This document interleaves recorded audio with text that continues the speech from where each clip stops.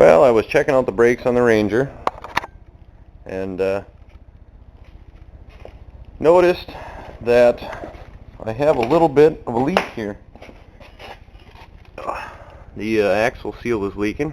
You can tell the difference between this and brake fluid. One, from the smell, and two, the differential fluid is much thicker. So I'm going to go ahead and replace the seal and the bearing on both sides just to be safe. And I guess I'll show you how to do that. First step, take the drum off, which I've done on this side, but I'll show you on the other just in case you've never done it before. Alright, so you've taken your wheel off and now you got to get the drum off. It's been my experience that they're usually pretty well rusted right around in here.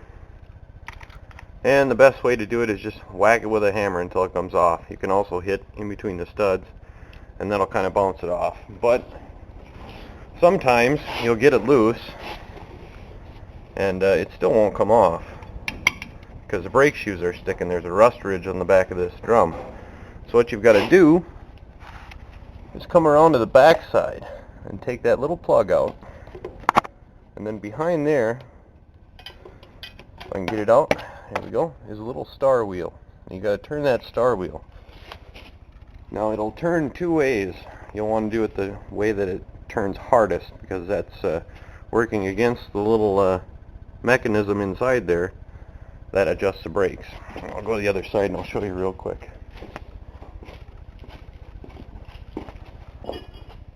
Let's see if this is not a very good picture, but there's a little star wheel in there. And the mechanism is actually down here. It's quite covered with grease. When I get the other side off, I'll show you, but you want to be working against that because that's loosening it. Alright, I got the drum off, and here's that rust ridge I was talking about right here. It kind of builds up with rust, and then this gets worn away by the shoes. So you get a nice little ridge there, and the brakes, the drum doesn't want to come off because the brakes hang up on it. You can see the scratches in the pads there. Maybe you can. They're there anyway. So you want to try to turn back the brakes if you can. And here's a little better shot of the star wheel. And you can see the little lever that... Alright, camera batteries died, but I have the situation rectified. So, here we are again. There's your little star wheel. And this little piece of metal actually comes down and turns it to tighten the brakes up. Automatic adjuster.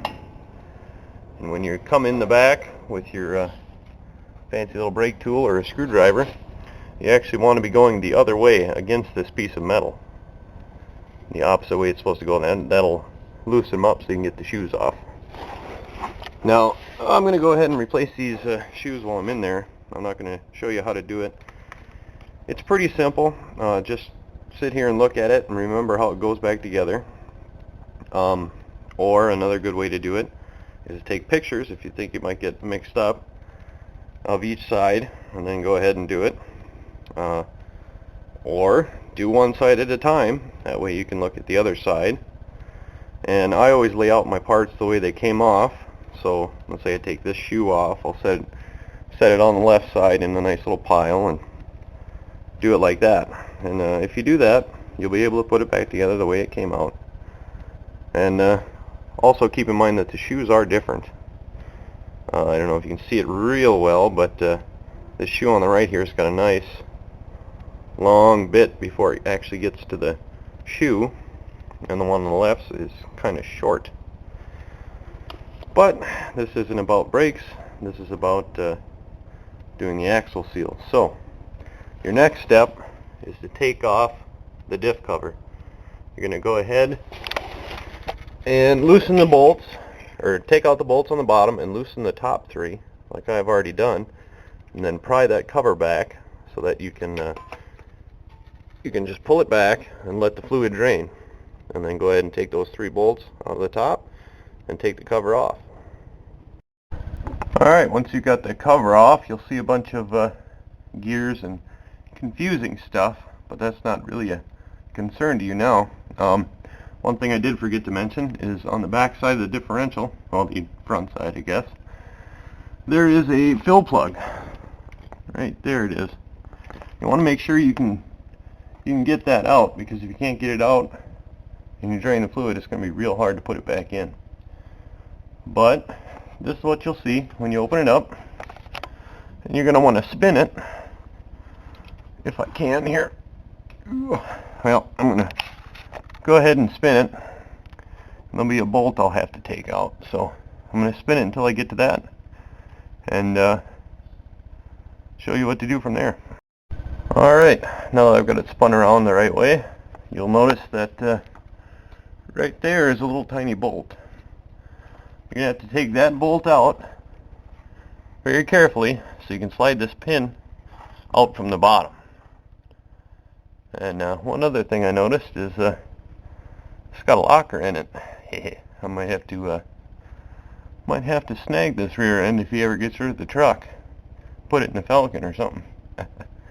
But anyway, you pull that pin, or that bolt, and then you can take the pin out and go from there. Alright, I've got the bolt out. Now to get that out, it's a good idea to take your little wrench, put it on there, and just tap with a hammer a few times to break it free. You really don't want to break that bolt off inside there. And once you've got that slid out, you can go ahead and push, reach your hand up there and push from the top, and you'll be able to push this pin out a little ways, and then grab it, and you can pull it all the way out.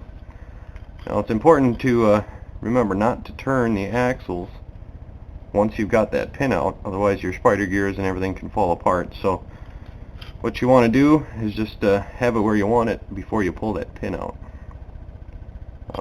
You want to be able to get in here and reach the C-clips that are inside.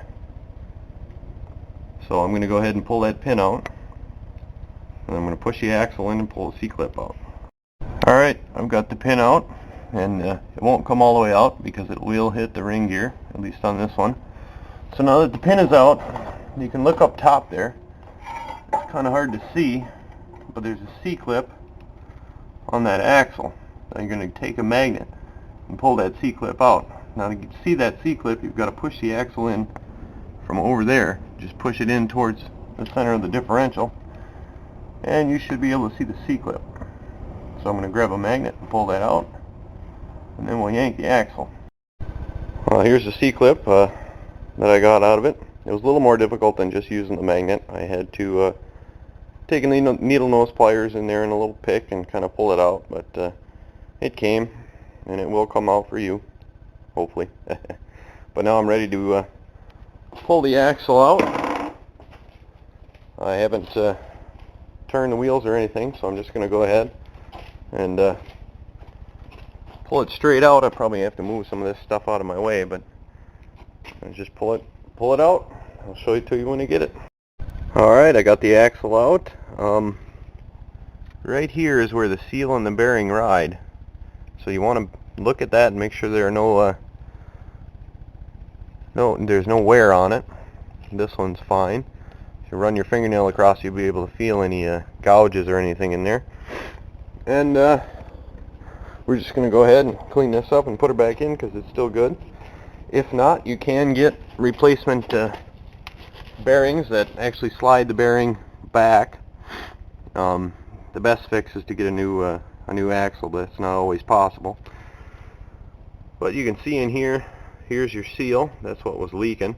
And then inside that, there's a bearing. So now I got to go ahead, pull the seal out, and then use a slide hammer and get the bearing out. Alright, I got the seal out. That was kind of tricky. What I ended up doing was taking a vice grip and actually crimping it on. You can't really see that, but I crimped it on to the seal there, and then I ran my my slide hammer in this little slot in the vice grip, and I hit it a bunch of times and it came out. So now next step is pull that out with the slide hammer. Hopefully it'll work. They have special tools for pulling bearings out, but I don't have them, so slide hammer is going to have to work. Well, the bearing is almost out. I had almost given up when I broke my my slide hammer. Oh, there's a piece right there, little hook thing that goes on the end. And then I came up with this idea. I took basically two little pullers because I don't have the right one for this, and made it an internal puller, but I needed something to rest against this, so I took this piece off the other puller, put it on there, put a little nut on there so it'd spin if it needed to, and it seems to be coming out, so I'm going to keep cranking on it until it's out as far as it'll come, and then see if I can't get it out all the way. Well, it's out, finally. What a little bastard to get out. You know, I didn't have the proper tool because, well, I've never done this before, but I think I'll spend the 30 bucks or whatever it is and actually buy the tool. As much as I like the redneck way, it took way too long.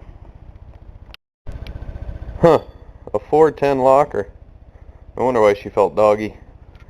Well, it's not technically a true locker, it's a limited slip, but it'd still be pretty cool to have in the Granada or the Falcon or something. A little bit more powerful engine than the one this thing's got in it. But, anyway, I got that all cleaned up, and these boots were really swollen. Oil kind of tends to ruin these rubber boots, so I found some that I had laying around that were off of a 93 Century or something, but they fit right in there perfect, so I threw them on. Much better than the ones that were on it. So I'm going to go ahead and just spray this down with a little bit of brake cleaner a little more, and get it all cleaned off, and then clean out in there, and then I can go ahead and throw the new bearing in and the new seal, and throw the axle in and put the brakes on, and be good to go on this side. Well, I got the new bearing driven in. Just used that big old socket there. It was about the right size, and pounded it in. Worked pretty good. Now I just got to put the seal on, and I can throw the axle back in. Alright, the seal's in. Next up, just going to take the axle and go ahead and slide her back in there and put my C-clip on, and we'll be done with this side. Well, after I put the brakes on. Alright, I've got my C-clip back in. Guess it's kind of hard to point out where it is. See that S-looking piece of metal in there? If you look in the middle on the left side, you see a piece of metal, kind of a round one. That would be the C-clip for that side. And now that that's back in, I can go ahead and put the brakes back on and do the other side. And then once I'm done with that, I'm going to go ahead and slide that pin back up, put the bolt back in, put the cover back on, fill her with the appropriate fluid, and I'll be all done. Well, I hope you learned something. I sure did. It was my first time doing it. But we'll be done here in a minute after I finish that side.